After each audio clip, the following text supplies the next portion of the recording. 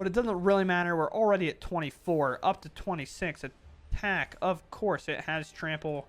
We crack this other land, and then we're going to be swinging for 52. Could have been a little bit more. We messed it up. But a 52-9, putting them to negative 29 in one turn. Hello everyone, and welcome back. Today we're going to be playing the Archetype that has supposedly been revived with the new cards from the new set, as a lot of the creators have announced, with the Lockhart being such a strong, powerful card, and the fact that whenever we play a land, it doubles its power, which is a really strong effect. A lot of what I've seen with this is using cards like Giant Growth on it to allow it to start at 4, and then you play something like a Fable Passage, getting 2 land drops, along with a card like Bristly Bill that adds additional counters to one-shot your opponent on turn 3, which is very awesome. But let's break down the deck very quickly and hop right into the game. So starting off, we have the small Chocobo, Landfall, a keyword that you'll see on a couple of these cards. Whenever a land enters, we put a counter on it. Sweet and simple. It's a 0/1. Grows pretty fast, especially with some of our our counter doublers. But then we go right into Bristly Bill, the kind of unbanned card. It's not been banned, but this set kind of released its potential a bit.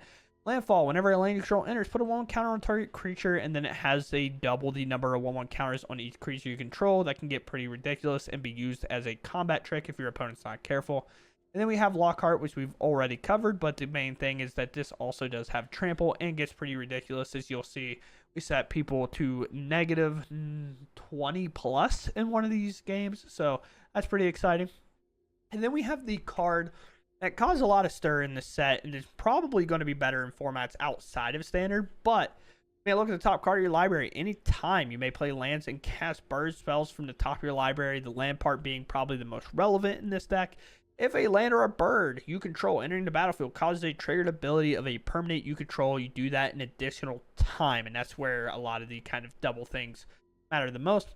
So we have a card like Lockhart that will benefit drastically from this, and that is a way that we can win pretty early by having this play a Fable Passage. This will double, so it'll go 1 to 2 to 4, and then that extra land will come in, and then 4 will go to 8, and then to 16. Just off 2 lands starting at 1. Now that changes drastically if you have add a counter to this at some point, because then say it starts at 2, that 2 goes to 4 to 8, and then that 8 goes to 16 to 32, and very quickly this gets out of hand by just adding 1 additional counter to it. Other cards. My nose is running really bad, but other cards that we have are Land War Elves to kind of accelerate our mana base. We have Patchwork Recruit to kind of help move counters around if our opponent's heavy on removal. Snakeskin Veil to protect ourselves outside of spot removal with a lot of these cards, especially a card like Lockhart. And we already talked how important one singular counter can be when it comes to doing the math for lethal. And then we have Innkeeper's Talent to apply counters over and over, provide ward, and then maybe double everything that we do. And then Ozolith to kind of do that as well. Maybe cycle it if we need a draw. And Sentinel to have a big butt for whenever we need to just play defensive until we're able to turn the tables with a card like Lockhart. So outside of that, there's 2 more cards. I'm not going to cover them because they are barely relevant in today's video at all, and I recommend cutting them at the end.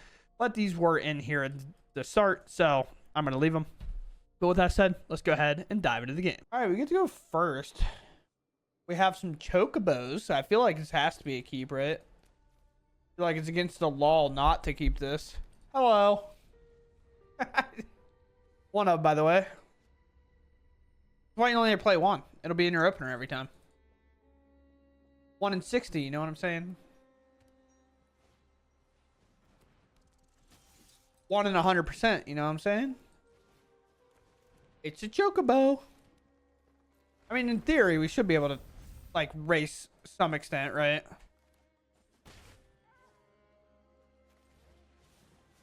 Get down. Get down, Mr. President.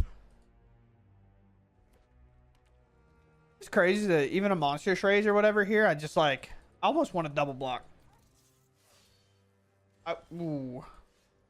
Ooh. So here's the thing. Like, I feel like I have to play the land. I could wait on this. It almost feels bad because of the upside of not waiting. But I think putting a 3/4 in front of my opponent's face is pretty good. I could attack with both, but they can trade here, and I don't really want that. Now we're just like a Fable Passage away, right?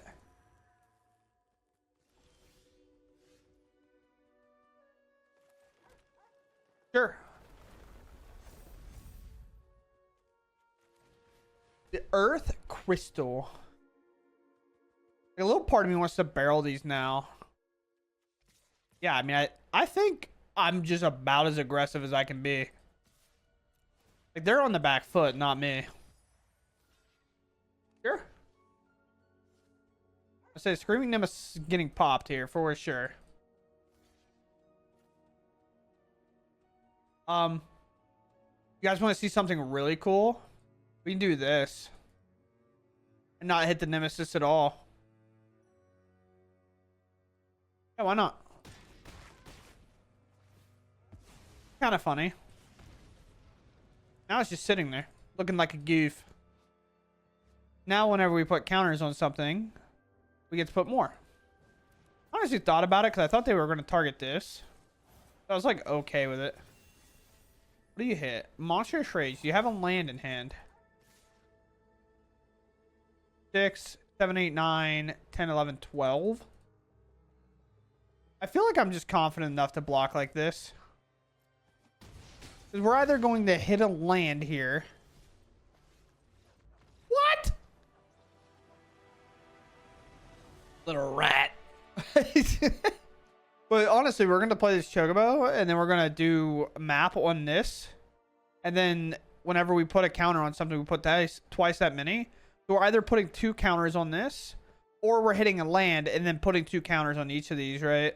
And then we can also play lands off the top, so we'll know how it works. But unfortunately, we did not get to do that. Well, I know what I want to do. And I know what I'm going to do. We're going to keep. Are we first? Or are they first? Oh, and we're first? Let's go. We get to play this on turn 2. And hope it lives. Looks like it has a good chance to. That's Death Touch, but... Go here. We bristly it up. And then we play land. Put a counter on Lockhart. It's counter... Actually. Doesn't matter how we do it. It'll work out the same. No. Maybe they have a get lost. You never know.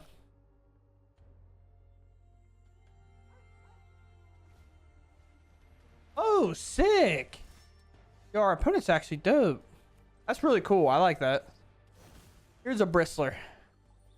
We want Bristly Bill's ability to happen first. We put a counter here. Now it doubles. And now we can honestly hold this lane if we want.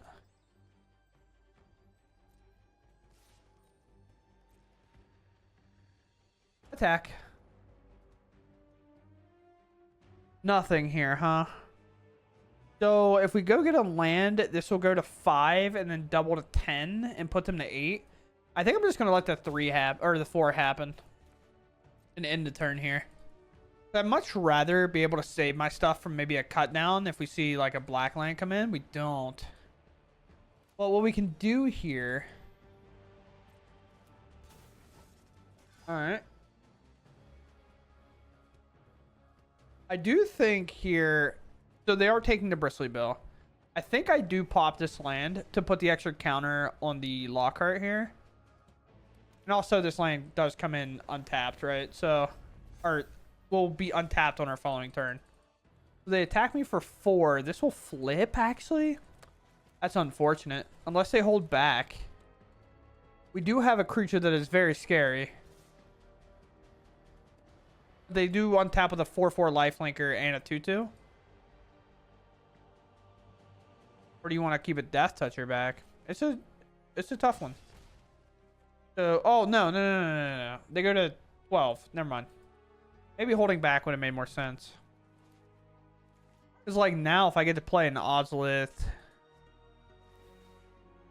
I was saying, what is happening? Yeah, so now we play Chocobo. We play this land. Now this happens twice. And so now I'm going to get a Bristly Bill back because they have to block. Alright, we're back. We're blocking. Yeah.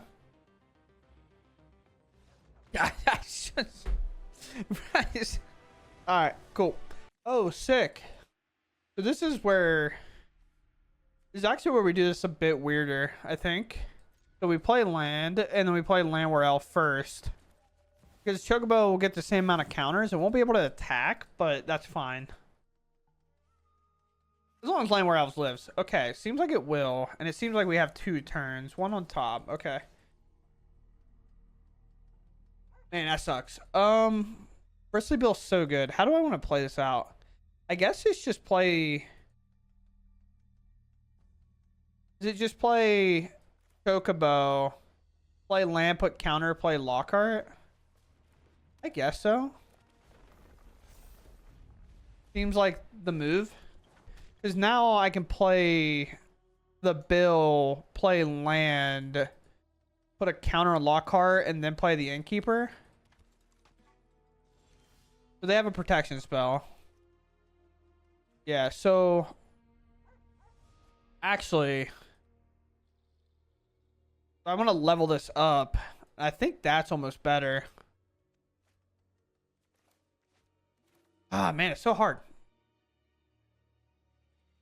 Yeah, let's play land.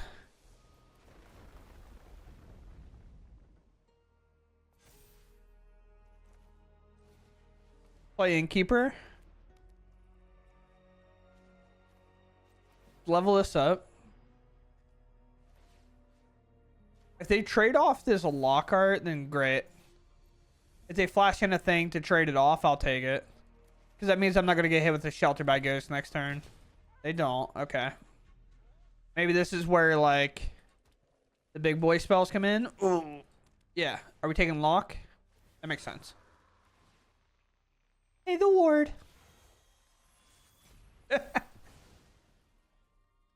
Oh, man. Just being a little... Ooh. I have 5 mana. I can just go Lockhart, Bristler. Bristly Bill. Land. This is getting a counter. We're going to put a counter here. We're going to put a counter here. We're just going to make everything awful to interact with. And the thing is, Bristly Bill's ability can now be activated. Okay. A Fable Passage off the top. It's actually the best draw, and it's weirdly not close.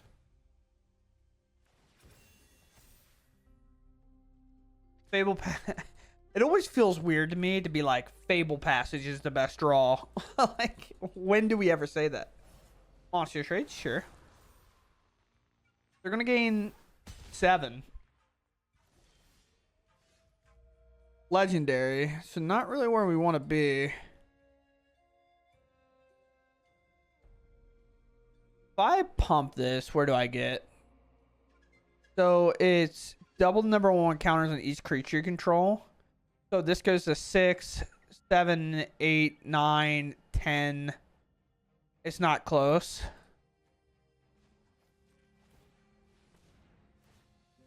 Where do I want to put this counter at? This has to be the creature that I want to block, I guess. So we'll just do that.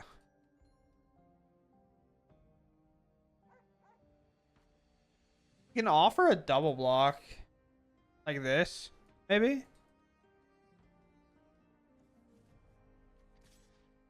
I'm down to do that. I didn't figure. 3 cards in hand. 2 cards in hand. Shelter, okay.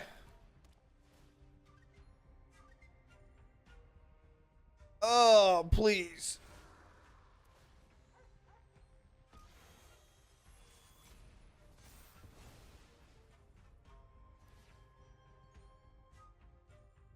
I mean, if they have another monster trade. Okay, that... This is weird. I think it has to be like a no block. If they have anything, they got it.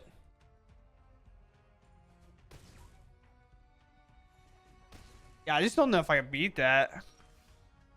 Well, there's a land, I guess.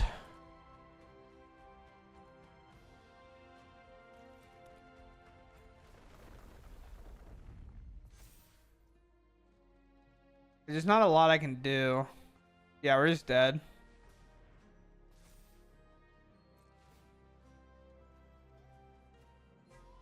This is where you need like a Fable Passage, because then that would double. But yep, they got it. It is what it is. Just like double Shelter by Ghost, being able to be protective there just kind of costs a bit, but whatever. All right, I think we're ready on this hand of all hands. I've just had these weird games so far where it's like, I feel like I either have every one drop in my hand or like no one drops. It's a really weird experience right now. And no block from me. Now we go Chocobo now. And I could play the Escape Tunnel, but I want to wait until I play the Ozolist so I can get all the extra counters. I'd much rather play a Paw Patch here. So if they target something, extra stuff gets more counters. So we hit. And then we can play an Ozolist that says when one more counter be put on an artifact or creature, we put that many +1. So these are immediately going to go to 3 and then 5 6s. And that's obviously going to delete our opponent's life total pretty quickly. If they live this turn. Just have double Burst Lightning.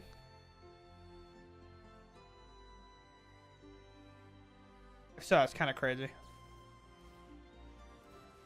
Alright, update. They messed up. So now I get to save both. Nice. I assume they clicked the wrong one. To be honest with you. Doesn't make much other sense than that. So we go Escape Tunnel, counters up. Sacrifice. Go counters up. And now both of these have an extra counter on it. Where they didn't before. And now these are 6. Now our opponent is down to 7. Very quick, these two little birds are just flapping their little wings, dude. Look, the guy at one hand can hold it. On the other, they're monsters. Just ready to Royal Rumble, you know? Speaking of a monster. Alright, now we're just misclicking entirely. Should have targeted here. Of course. Ooh. This is a Bristler. And this is a land. Alright. I mean, like the odds of me not swinging for lethal at all is pretty wild. So maybe that was the thing. They were pretty positive they were sacking this to block, so they wanted to keep this around. But as soon as we play no land and both these become active, they're 2 cards with Swiss Spear. Yeah, the Burst Lightning play obviously was a little bit of a misplay. We get out of it, so that's pretty cool. Okay, interesting hand. We're gonna try this one. I'm not super confident in this hand at all. We're gonna play land. Depending what we draw, I could just play a Bill or who I'm against, and it looks like I can just play a Bill. My name is Bill. Actually, I'm gonna play this. I changed my mind. I think I'm looking to get this down in play because it says if mana value is 4 or less, we've only put 1.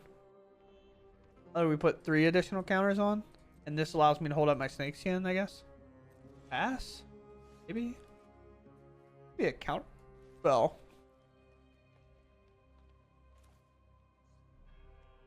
I mean, I played in the land already, so I'm jamming this. Pass. Could have attacked. I don't know what that would have done for me. Opponent, we do know, like, we play lands like this. Or a land war elf. It's kind of there to, you know, do the thing. Oh. Didn't attack. Taking 7? Okay. Well, now we have protection held up. Yeah, land war elves is typically in a deck to use on something, you know? Here's the Bristler. Yeah, so we play here. Bristly Bill triggers, target.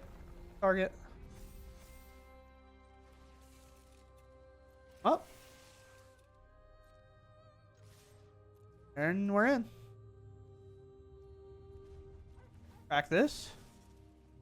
It's like a do nothing.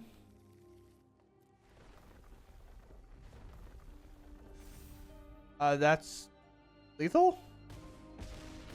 What? We turned one and Landware Elf did 0 for 3 turns. After that. And the thing is there was no priority held either. Like, they literally had nothing. Play here, we'll play here. It's really weird not to, like, want to get the escape tunnel out of the way. Like we normally would on, like, what feels like any other play. Oh, and there's a Fable Passage. Well, we know it's pretty good. Well, the last Simic player we saw... Oh, this is Omniscience Flip. That's not good. That's not good at all. Here. Here. Bristly. Up. Sacrifice. Land. I'm just getting it out of the way. It's pretty obvious this is our plan. But we're going to take 12 from them. And we get them. Their plan, by the way, is when they manifest Dread like this, what they want to do is they want to put it like an Omniscience. And they had an Oculus, so even if they flipped it over, but then they will blank this card, and then it'll be a really strong, solid card, like Oculus, for example. But the thing is, they flip Oculus. I do this. I play this. This double triggers. This goes up and double triggers. Like, everything's just, it's over. It is over. All right, we get to go first here. And based off this, like, a little part of me wants to play the Landware Elves. I probably should, I guess. Just the green's a little bit awkward, but I do think I play Landware Elves. And then we go right into the Lockhart. It's always awkward because you want to get the counters on the Chocobo, but like if Landware Elves would have died there, then we would have got put in the same exact spot, right? So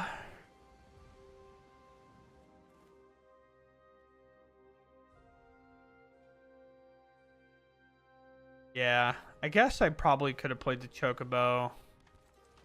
Now that Landware Elves lived, I kind of just put it in my mind that it was going to die. Especially when I saw the swamp. I was like, yeah, it's dead.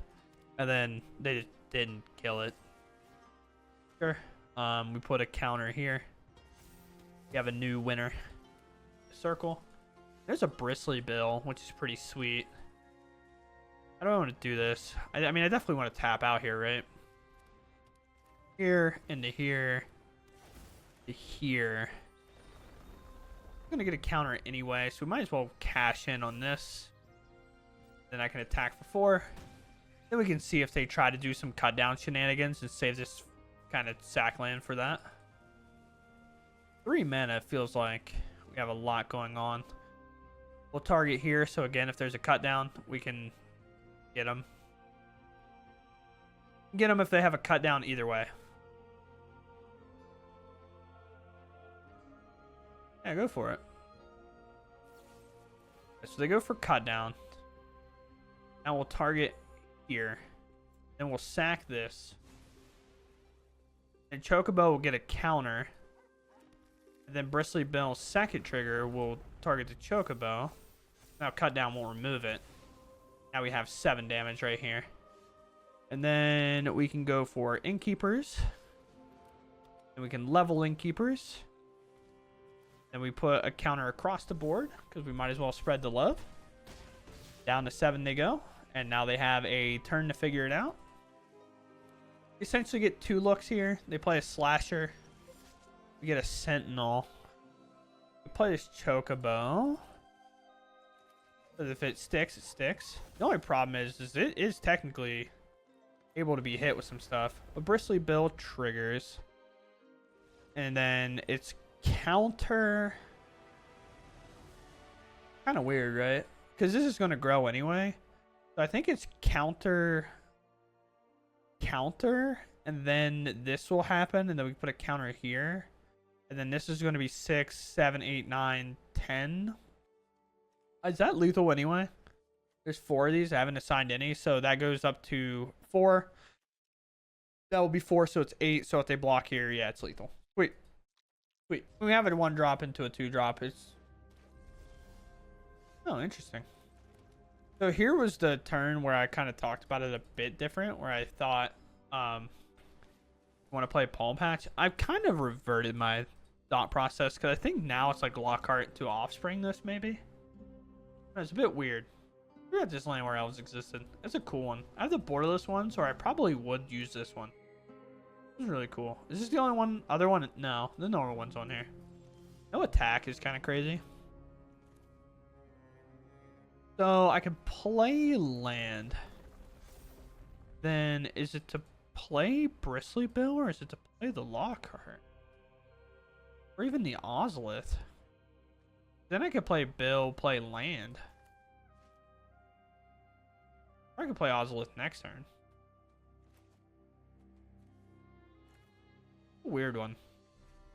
Because I could play... I don't know. Tough game. It's the Bristler.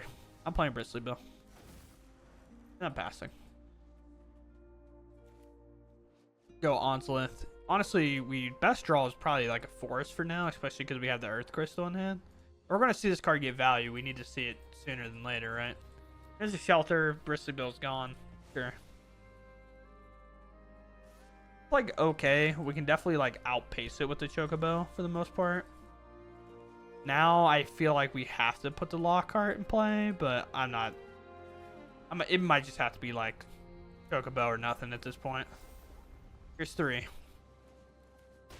We have to outpace the 2 extra life that they're gaining a turn. I'm just not sold that we really have that locked up at any point. The second shelter is also just like super backbreaking, and there's probably not a lot we can do. Yeah, I'll just move on. Alright, opponent goes first. We finally have a Land Where Elves, it seems. I feel like I just cannot get this card in my opener. But we get to play it now. Now we have the weird thing of like, are we Ozolith gamers? Are we Innkeeper level up gamers? Is Land Where Elves even going to be here gamer? Probably not, to be honest. Sure. Yes. Green's Golgari removal deck, so that's not going to be a fun time for us. I'm going to play Innkeeper's Talent just because this gives me a mana sink if I can't really play a creature or anything. Sure. Ramp up, big dog. You got it. Uh-huh. Now it feels like... I mean, I have to play this, I think. Go ahead. I don't even want to play this because I kind of have one goal to win, like one way to win here. Oh, and they just hard cast that. Okay. That's an air ball. So that's pretty cool for us. Do Ozolith here. Play a land. This doubles. We go to combat. Goes up. Then, weirdly enough, can I even attack? If I get this land, it just goes to 12, right? It's just power. And that sucks, actually. Then I have nothing to do. I just hope they tap out again, I guess. Dragon's not going to be able to cycle for this high. Maybe that's what they were relying on. This isn't necessarily going to reach enough. I have a go for the throw. I'm dead. But... don't know. I do not think there is any amount of toughness that they could put into play that'll beat 3 land drops, though. Especially after the Innkeeper's talent trigger that puts it starting at 6, so 1 land puts it at 12. Yeah, like right now, I think there is 0 they can do to win this game anymore. Yeah, so we can even play this Paul Patch just to, like... add counters, but I don't even think it's worth it. So I'm gonna go here. We're gonna activate here. We're gonna level up Lockhart a bit. We're gonna play a land. Lockhart's gonna go to 12. We're gonna pop this. This is actually incorrect, by the way. We're supposed to wait until our Innkeeper's Talent happens, but it doesn't really matter. We're already at 24, up to 26 attack. Of course, it has trample. We crack this other land. And then we're going to be swinging for 52. Could have been a little bit more. But we messed it up. But a 52-9. Putting them to negative 29 in 1 turn. Against a Golgari removal deck. Which feels really nice. Because they just didn't have removal. Which sometimes happens. And with that, we take a win. Alright. Queuing up into what I would assume is going to be our last game here. We're going to go land right into a land war elves. We're on the play with kind of the best start we can have.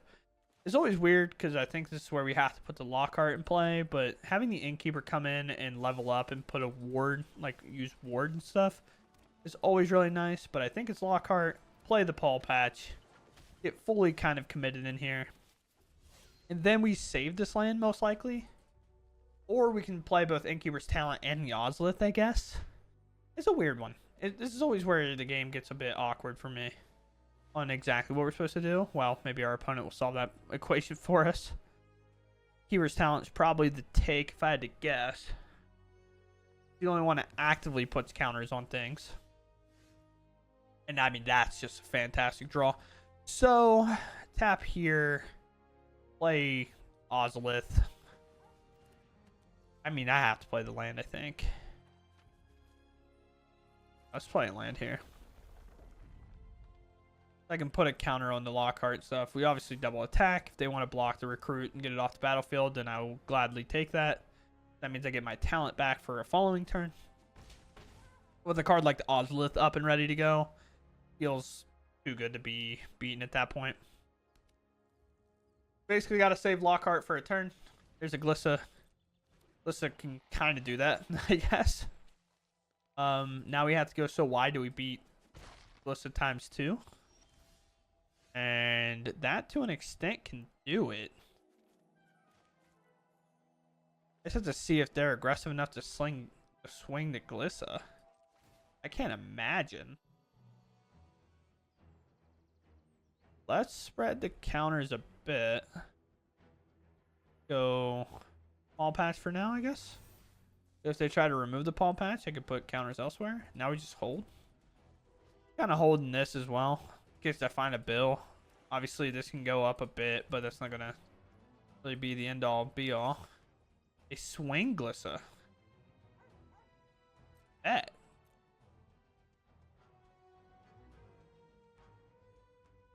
Glissa attacks, I think, is a mistake. They can remove counters, I guess. This is an artifact, so they can't pop it. But if they remove the counters from the Patchwork Recruit, it just puts counters elsewhere. That's a W for us. Huh. So now our Lockhart is huge. And unless they play another First Striker, Death Toucher, I'm able to kind of get through literally anything here now. Especially the fact that this is going to go to 6 and 12 off this one land drop alone. I can also put a counter on it first, putting it at 4, going to 8 to 16. If they try to remove it, we can Snakeskin Veil it. If there's something like a Shieldred set down here, I can Snakeskin Veil it to just put its counters up to 5. Actually, yeah, this would go to 5, 15. Yeah, 5, 10, 20. Alright, I mean, that's obviously going to resolve for them. They tap out here. Get that instep. Yeah, so we're going to do this. It's going to go to 5. And now we're going to activate the Ozolith, putting a counter on the lock. Play a Fable Passage. Pop this Fable Passage. And the Lockhart's going to go all the way up to 28 here. And then we're just going to attack. Everything can go. No mana available. This is well over their life total. And not as aggressive as the last game, but aggressive enough to put them well over the negative number. I think Glissa attack was a mistake. I think, like, a legitimate mistake. Not that they made the mistake. The fact that they accidentally attacked with it. Because they might have just spammed the spacebar. Happens all the time. Might have just attacked with it because there was that pause. And that allows us the opportunity to overload here and then just get right through and win. If they held this back, we probably aren't getting out of this game. All right. Once again, a deck that is incredibly fun and void of being able to be played on the arena actual ladder in terms of competitive. I do think this deck does also fit the bill of, hey, this deck is awesome. It is really fun to do the Lockhart thing. I just think if as soon as you touch the arena ladder, there's just way too much removal. It's going to have a really hard time surviving.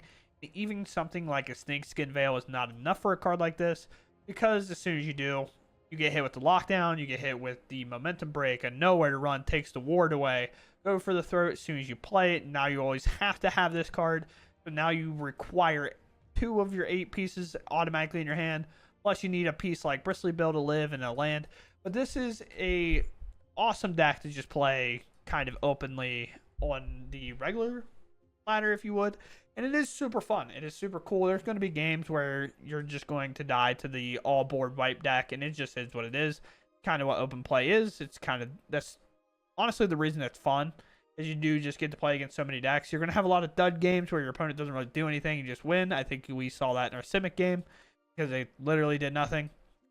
But then we also have the games where our opponent interacts and maybe makes a mistake, and then we find a way to get the Lockhart to just instantly win, which is super awesome. With all that said and done, cards to keep, cards to cut if you want to play this. These cards are not necessary. Neither of these are a requirement. I think this card for a Mythic is definitely not worth playing, and I think this card's too expensive to play.